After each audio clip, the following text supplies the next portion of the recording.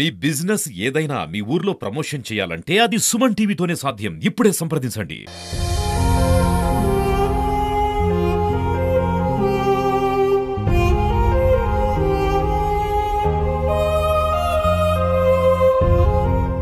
Hi hello నమస్తే, welcome to Suman TV. నేను మీ అమర్నాథ్.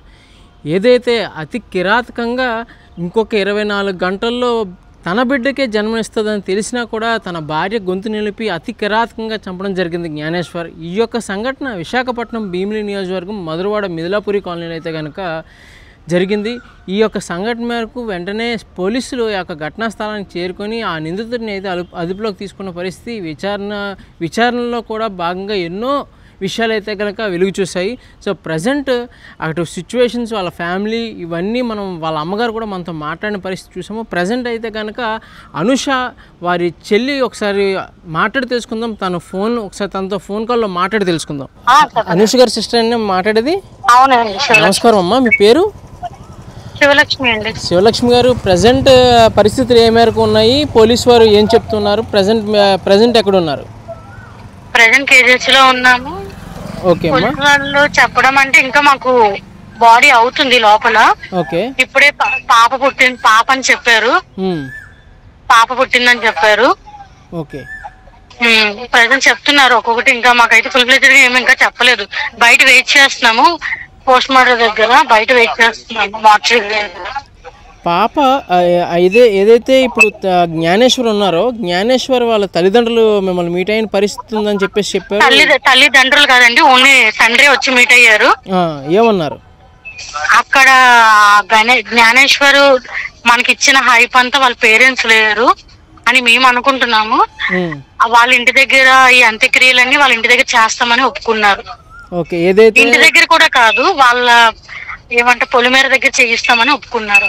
వాళ్ళ ఊరు ఏదైతే అత్తారింటి పేరు మీద ఇవన్నీ జరగాలని మీరు కూడా కోరుకోవడం జరిగింది. మేము కోరుకున్నామా? ఓకే, ఆ మేరకు వాళ్ళైతే కనుక తనని వాళ్ళ ఇంటికి తీసుకెళ్ళి ఆ యొక్క అంత్యక్రియలన్నీ కూడా అత్తగారింటి పేరు మీద జరుగుతుందని చెప్పేసి అనుకుంటున్నాను. అవును, అత్తగారింటి పేరు మీదే జరిగి వాళ్ళే చిన్న కార్యం పెద్ద కార్యం చేసి మాకు పిలుస్తామని చెప్పారు. ఓకే, ప్రెసెంట్ అంటే వాళ్ళది ఏ ఊరమ్మా? దువ్వాడ అండి, దువ్వాడ సెక్టర్ 2 అండి. దువ్వాడ సెక్టర్ 2. సో మీరు ఎటువంటి న్యాయం కోరుకుంటున్నారు ప్రజెంట్? ఎటువంటి న్యాయం అంటే ఈ పొజిషన్ ప్రెగ్నెంట్, రేపు అని డెలివరీ ఉన్న ప్రెగ్నెంట్ ని ఆ బాధని వాళ్ళకి తెలియాలి. వీడికే కాదు అందరికి తెలియాలి, అందరి మగవాళ్ళకి తెలియాలి, అందరికి. మాకు అంటే అదో శిక్ష, దానికంటూ వాళ్ళు భయపడాలి. ఒక అమ్మాయిని చేవేస్తే ఇలా ఉంటుందా? ఇన్ని జరుగుతున్నా మనోళ్ళు భయపడకుండా ఇంత చేస్తున్నారంటే ఏ ధైర్యం చూసి చేస్తున్నారో అది కట్ చేసి పడేయాలి అంతే.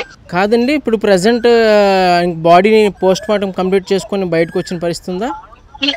అంటే వెయిట్ చేస్తున్నాము, 1 hour పడుతుంది అన్నారు, వెయిట్ చేస్తాం. ఓకే ఓకే అండి, థ్యాంక్ యూ అండి. Thank you so much.